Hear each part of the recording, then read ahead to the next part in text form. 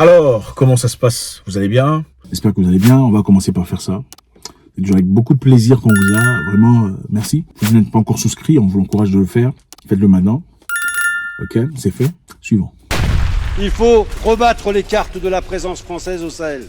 Les sociétés privées de sécurité comme Wagner ne sont là que parce que la politique française sahélienne a failli.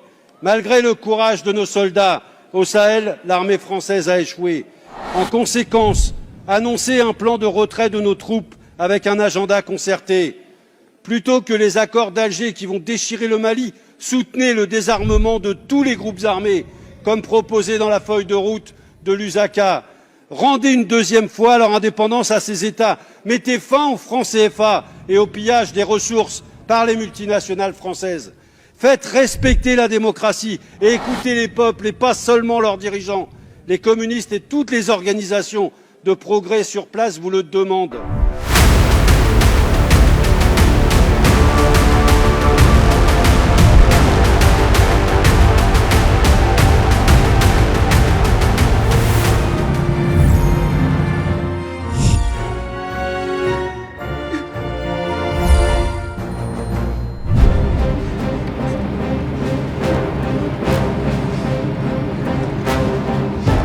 Moi, il n'y a qu'une chose qui compte pour moi, c'est que vous rentriez toutes et tous et en bon état.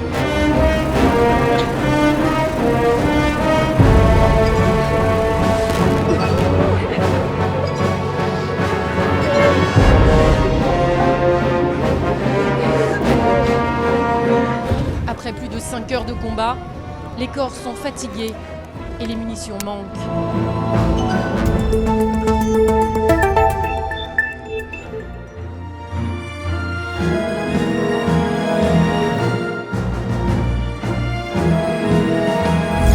Nous devons, à très court terme, reclarifier le cadre et les conditions politiques de notre intervention au Sahel.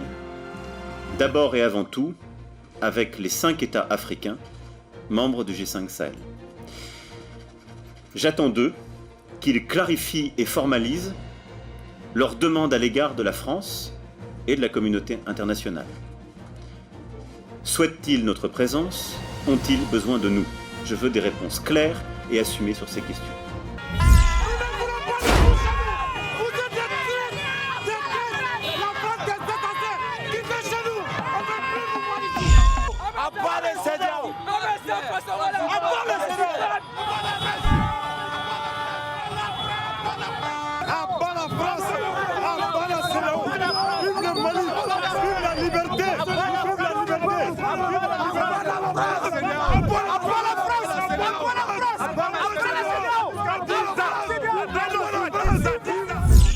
Je ne peux ni ne veux avoir des soldats français sur quelque sol du Sahel que ce soit, alors même que l'ambiguïté persiste à l'égard de mouvements anti-français, parfois portés par des responsables politiques.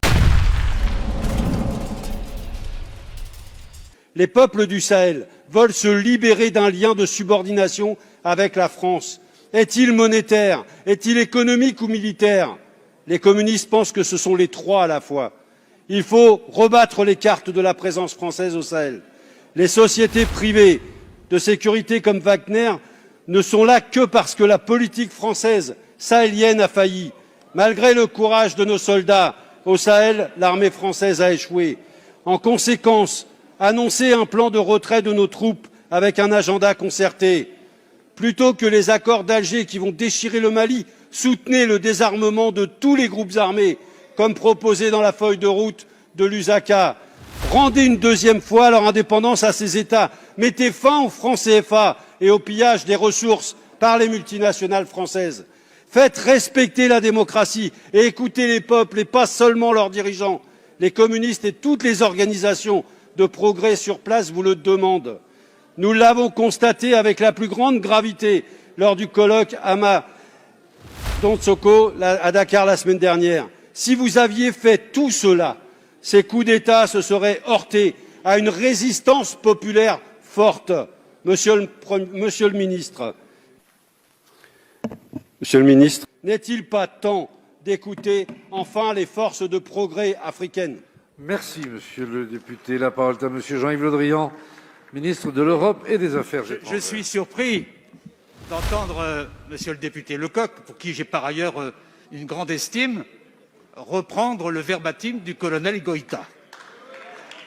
On dirait le porte-parole de la junte. Monsieur le ministre, Madame la Présidente, mes chers collègues, c'est à regret que je me tiens ici pour défendre cette motion de rejet préalable du projet de loi autorisant la ratification de l'accord de coopération entre la France et les États membres de l'Union monétaire ouest-africaine. Vous avez fait un lapsus, Monsieur le ministre, vous avez dit l'Union économique et monétaire, ce qui n'est pas tout à fait la même chose. Regret parce que j'aurais aimé croire qu'une réforme du franc CFA, initialement appelée, souvenons-nous, franc des colonies françaises d'Afrique, ne l'oublions pas, aurait pu être l'occasion d'un débat approfondi entre tous les pays concernés et d'un véritable changement en profondeur de nos relations économiques et politiques avec les pays de l'Afrique de l'Ouest francophone.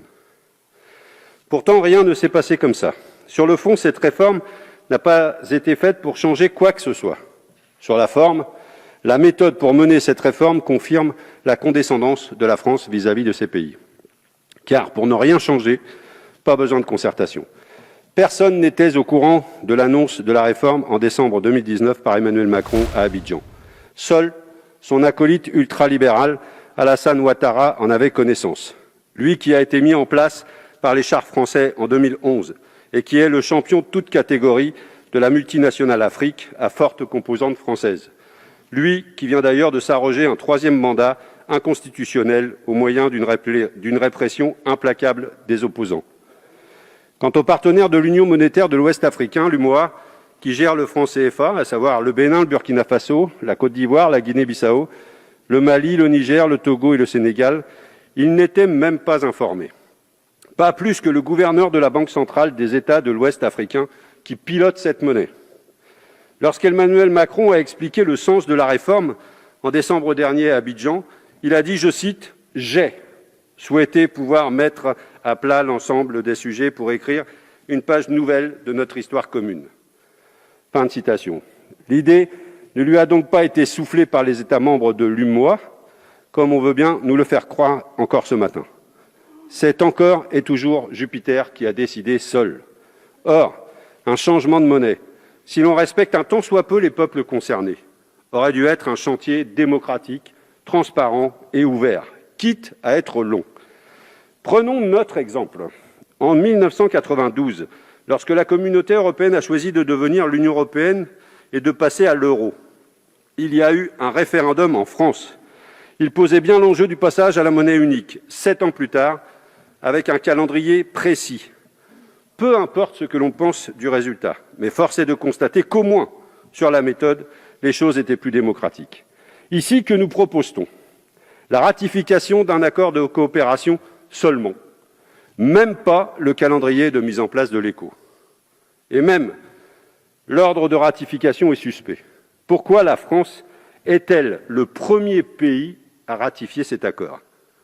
Pourquoi, en toute logique, ne pas avoir attendu la ratification des autres pays directement concernés pour terminer par la France?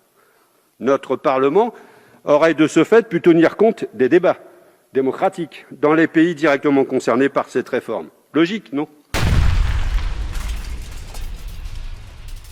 Je pense que le discours est clair. Les Africains doivent se respecter. À un certain moment, il faut se rebeller. Et je pense que c'est ce qui se passe. Nous lisons et ça nous aide à nous construire et à tisser en tout cas, du haut de nos capacités cérébrales, une doctrine fondamentale en rapport avec une Afrique libre.